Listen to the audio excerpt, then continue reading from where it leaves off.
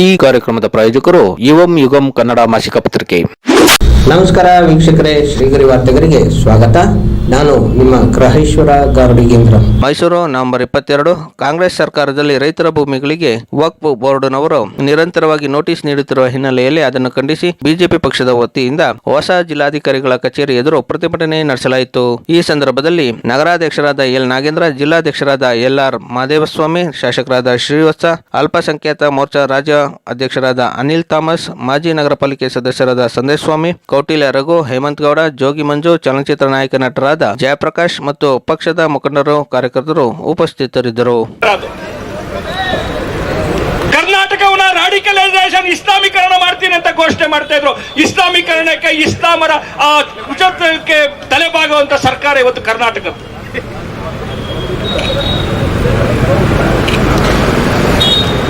ಇವತ್ತು ನಗೆ ಪಾಟ್ಲು ಕಾಂಗ್ರೆಸ್ ಆಡಳಿತ. ಹಿಂದೂ ಹೆಣ್ಮಕ್ಳನ್ನ ಕೊಲೆ ಮಾಡಿ, ರೇಪ್ ಮಾಡಿ ಕೊಲೆ ಮಾಡಿದ್ರೆ ಒಬ್ಬ ನಿಕಮ್ಮಿ ಗೃಹ ಮಂತ್ರಿ ಎಂತ ಪ್ರತಿಕ್ರಿಯೆ ಕೊಡ್ತಾರೆ? ಕಳೆದ 1.5 ವರ್ಷದ ಒಳಗಡೆ ಈ ರಾಜ್ಯದ ಒಳಗಡೆ ಸಿದ್ದರಾಮಯ್ಯನವರು ಅವರ ಮಂತ್ರಿ ಮಂಡಲ ಲೂಟಿ ಮಾಡಕ್ಕೆ ನಿಂತಿರುವಂತದ್ದು. ಒಂದ್ ಕಡೆ ವ್ಯಾಪಕವಾದಂತ ಭ್ರಷ್ಟಾಚಾರ, ಒಂದ್ ಕಡೆ ಸ್ವಜನ ಪಕ್ಷಪಾತ, ಒಂದ್ ಕಡೆ ತುಷ್ಟೀಕರಣದ ರಾಜಕಾರಣ. ಭಾರತದ ಮುಂದೆ ಕರ್ನಾಟಕ ಬಹಳ ಪ್ರಗತಿಯಾದಂತ ರಾಜ್ಯವಾಗಿತ್ತು. ಇವತ್ತು ಬಿಮಾರು ರಾಜ್ಯಗಳಲ್ಲಿ ಒಂದಾಗಿ ಕರ್ನಾಟಕ ಇವತ್ತು ರೂಪಾಂತರವನ್ನು ಮಾಡಿರುವಂತದ್ದು. ನರೇಂದ್ರ ಮೋದಿಜಿ ಅವರಿಂದ ಇಲ್ಲ, ನೀವೆಲ್ಲ ಬಿಜೆಪಿಗೆ ಅಧಿಕಾರ ಕೊಟ್ಟಿದ್ರಿಂದ, ನರೇಂದ್ರ ಮೋದಿಯಿಂದ ಅಲ್ಲ, ನೀವೆಲ್ಲರೂ ಬಿಜೆಪಿಗೆ ವೋಟ್ ಹಾಕಿದ್ರಿಂದ.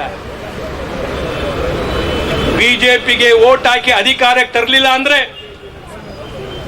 ಕರ್ನಾಟಕದಲ್ಲಿ ಇದೇ ಆಗತ್ತೆ. ಕರ್ನಾಟಕದಲ್ಲಿ ಬಿಜೆಪಿಗೆ ಅಧಿಕಾರಕ್ಕೆ ತರ್ದಿದ್ದ ಅದಕ್ಕೋಸ್ಕರ ಜಮೀರ್ ಕಂಡೋರ್ ಜಾಗವನ್ನು ವಫ್ಕ್ ಹಾಕೋತಾರೆ. ಬಿಜೆಪಿಗೆ ಅಧಿಕಾರ ತಂದಿಲ್ಲ ಅಂದ್ರೆ ಏನೆಲ್ಲ ಆಗತ್ತೆ ಅಂತ ಕರ್ನಾಟಕ ಉದಾಹರಣೆ. ಬಿಜೆಪಿಗೆ ಅಧಿಕಾರಕ್ಕೆ ತಂದ್ರೆ ಏನೆಲ್ಲ ಆಗತ್ತೆ ಅಂತ ಉತ್ತರ ಪ್ರದೇಶದ ಉದಾಹರಣೆ. ಯಾವ್ದಾಗ್ಬೇಕು? ಯಾವ್ದಾಗ್ಬೇಕು? ಯಾವ್ದಾಗ್ಬೇಕು? ಬಿಜೆಪಿಗೆ ಮತ ಹಾಕಬೇಕು. ಅತಿಕ್ರಮಣ ಮಾಡುತ್ತಿರುವ ಕಾಂಗ್ರೆಸ್ ಸರ್ಕಾರಕ್ಕೆ, ಸಿದ್ದರಾಮಯ್ಯ ಜಮೀರ್ ಕುತಂತ್ರಕ್ಕೆ, ರೈತರ ಪಾಲಿಗೆ ಮರಣ ಶಾಸನ ಬರೀತಿರುವ ಕಾಂಗ್ರೆಸ್ ಸರ್ಕಾರಕ್ಕೆ, ರೈತರ ಪಾಲಿಗೆ ಮರಣ ಶಾಸನ ಬರೀತಿರುವ ಕಾಂಗ್ರೆಸ್ ಸರ್ಕಾರಕ್ಕೆ, ಕಾಂಗ್ರೆಸ್ ಸರ್ಕಾರದ ಲ್ಯಾಂಡ್ ಜಿಹಾದ್ಗೆ, ಕಾಂಗ್ರೆಸ್ ಸರ್ಕಾರದ ಲ್ಯಾಂಡ್ ಜಿಹಾದ್ಗೆ, ಹಿಂದೂ ವಿರೋಧಿ ಕಾಂಗ್ರೆಸ್ ಸರ್ಕಾರಕ್ಕೆ, ರೈತ ವಿರೋಧಿ ಕಾಂಗ್ರೆಸ್ ಸರ್ಕಾರಕ್ಕೆ,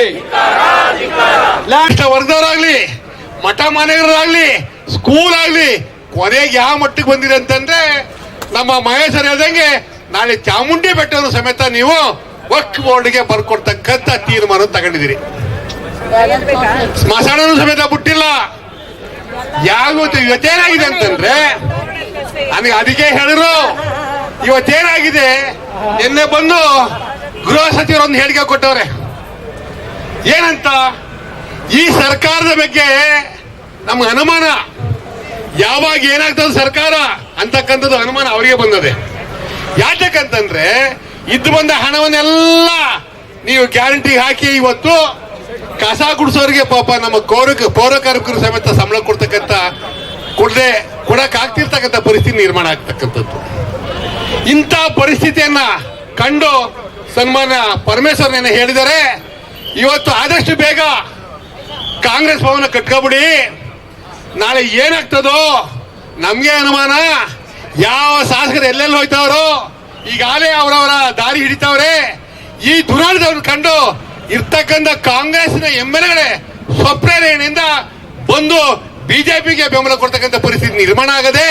ಅದರಿಂದ ಆದಷ್ಟು ಬೇಗ ಕಾಂಗ್ರೆಸ್ ಭವನ ಕಟ್ಕೊಳ್ಳಿ, ನಿಮ್ಮ ಭವನ ಕಟ್ಕೊಳ್ಳಿ, ನಿಮ್ಮ ಸ್ಮಶಾನವನ್ನು ಕಟ್ಕೊಳ್ಳಿ, ನಿಮ್ ಗೋರಿ ನೀವು ತೋಡ್ಕೊಳ್ಳಿ ಅಂತಕ್ಕಂಥ ಪರಿಸ್ಥಿತಿ ನಿರ್ಮಾಣ ಆಗತಕ್ಕಂಥ ಕರೆಯನ್ನು ಕೊಟ್ಟಿರ್ತಕ್ಕಂಥ ಪರಮೇಶ್ವರು ಎಚ್ಚರಿಕೆಯನ್ನ ಕಾಂಗ್ರೆಸ್ನವ್ರಿಗೆ, ಕಾಂಗ್ರೆಸ್ ಸರ್ಕಾರಕ್ಕೆ ಪರೋಕ್ಷವಾಗಿ ಇದು ಯಾರಿಗೆ ಎಚ್ಚರಿಕೆ ಅಂತಂದ್ರೆ ಸನ್ಮಾನ್ಯ ಸಿದ್ದರಾಮಯ್ಯ ಕೊಟ್ಟಿರ್ತಕ್ಕಂಥ ಎಚ್ಚರಿಕೆ. ಹೋರಾಟ ನಮ್ದು ಪ್ರತಿ ಮನೆಯಿಂದ ಪ್ರಾರಂಭ ಆಗಬೇಕು. ಇದು ಇಲ್ಲಿಗೆ ನಿಲ್ಬಾರ್ದು. ಇವತ್ತು ನಾವು ಬೆಳಗ್ಗೆಯಿಂದ ಸಂಜೆ ತನಕ ಹೋರಾಟ ಮಾಡಿಬಿಟ್ಟು ಮನೆಗೆ ಹೋಗೋದಲ್ಲ. ಪ್ರತಿಯೊಬ್ಬ ನಾಗರಿಕನ ಅರ್ಥ ಈ ಹೋರಾಟವನ್ನು ಕೈಗೊಂಡ್ರೆ ಮಾತ್ರ ನಮ್ಮ ಹಕ್ಕನ್ನು ನಾವು ಚಲಾಯಿಸ್ತೀವಿ. ಮೈಸೂರು ನಗರ ಮತ್ತು ಜಿಲ್ಲಾ ಬಿಜೆಪಿ ಘಟಕದ ಆಶ್ರಯದಲ್ಲಿ ಇವತ್ತು ನಾವು ಏನು ಒಂದು ವಕ್ಫ್ ಬೋರ್ಡ್ಗೆ ಈ ಸಿದ್ದರಾಮಯ್ಯ ಮುಖ್ಯಮಂತ್ರಿ ಆಗಿರುವಂಥವರು ಮತ್ತು ಅವ್ರ ಸರ್ಕಾರ ಅನಗತ್ಯವಾಗಿ ರೈತರ ಜಮೀನನ್ನು ಆ ವಕ್ಫ್ ಬೋರ್ಡ್ಗೆ ಕೊಡಲಿಕ್ಕೆ ಮುಂದಾಗಿದ್ದಾರೆ. ಇದು ತುಂಬ ಖಂಡನೀಯ. ಈ ಕೆಲಸ ಅವ್ರು ಮಾಡಬಾರ್ದು. ಬರೀ ರೈತರ ಜಮೀನಲ್ಲ, ಯಾವ ಜಮೀನು ಕೂಡ, ಗೋಮಾಳ ಇರ್ಬೋದು, ಸರ್ಕಾರಿ ಭೂಮಿ ಇರ್ಬೋದು, ಅರಣ್ಯ ಭೂಮಿ, ಯಾವ ಭೂಮಿನೂ ಕೂಡ ವಕ್ಫ್ ಬೋರ್ಡ್ ಕೊಡಬಾರ್ದು ಅಂತ ನಾವು ಈ ಮುಖಾಂತರ ಒತ್ತಾಯ ಮಾಡ್ತಾ ಇದ್ದೀವಿ ಸರ್ಕಾರಕ್ಕೆ. ಅದರಲ್ಲಿ ವಿಶೇಷವಾಗಿ ಸಿದ್ದರಾಮಯ್ಯ ಅವರಿಗೆ ಎಚ್ಚರಿಕೆಯನ್ನು ನೀಡ್ತಾ ಇದ್ದೀವಿ. ಏಕೆ ಅಂದರೆ ಅವ್ರ ಸರ್ಕಾರ ಬಂದಾಗೆಲ್ಲ ಅವರು ಹಿಂದೂ ವಿರೋಧಿ ಒಂದು ಕೆಲಸವನ್ನು, ಚಟುವಟಿಕೆಯನ್ನು, ಕಾರ್ಯಕ್ರಮಗಳನ್ನು ಅವ್ರ ಸರ್ಕಾರ ರೂಪಿಸ್ತಾ ಇರ್ತದೆ.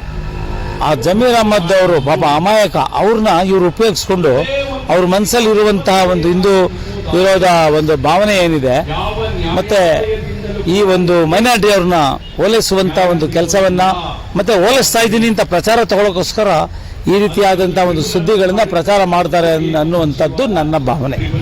ರಾಹುಲ್ ಗಾಂಧಿ ಗೊತ್ತಾಗಲಿ, ಸೋನಿಯಾ ಗಾಂಧಿ ಗೊತ್ತಾಗಲಿ, ಇವರು ಹಿಂದೂಗಳ ಒಂದು ವಿರೋಧವಾಗಿ ಕೆಲಸ ಮಾಡ್ತಾ ಇದ್ದಾರೆ, ಮೈನಾರಿಟಿಗೆ ಅವ್ರ ಪರವಾಗಿ ಕೆಲಸ ಮಾಡ್ತಾ ಇದ್ದಾರೆ ಅಂತ ಗೊತ್ತಾಗಲಿ ಅನ್ನುವಂಥ ಒಂದು ಆ ಮನಸ್ಸಿಂದ ಆ ರೀತಿ ಈ ಥರ ಒಂದು ವಕ್ಫ್ ಬೋರ್ಡ್ದು ಒಂದು ರೈತರಿಗೆ ನೋಟಿಫಿಕೇಶನ್ ಕೊಡೋದು, ನಿಮ್ಮ ಜಮೀನಲ್ಲ ಇದು ವಕ್ಫ್ ಬೋರ್ಡ್ಗೆ ಅಕ್ವೈರ್ ಆಗಿದೆ ಅನ್ನುವಂಥದ್ದು.